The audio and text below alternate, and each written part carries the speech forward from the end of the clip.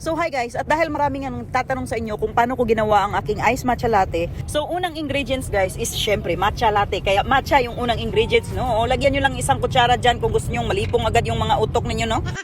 Almond extract pala yung nilagay ko guys, isang kutsara, at ito ay pistachio cream. Isang kutsara din ang nilagay ko, pero meron na yung gatas guys. Ang gatas na ginamit ko is isang cup na soy milk na mas mataas ang protein para matagal tayong gutumin guys. Makasurvive tayo sa umaga. At ito naman guys is vanilla syrup na binili ko sa Starbucks. So pwede kayo makabili sa Starbucks ng vanilla syrup, pero kahit anong vanilla syrup pwede naman sigurong gamitin niyo eh.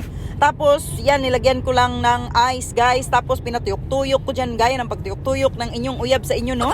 Nung nag-post ako ng picture sa matcha ko guys, marami akong nababasang comment na mga nagsasabi na hindi daw pwedeng araw-arawin ang matcha at hindi daw pwedeng inumin na walang laman yung tiyan mo.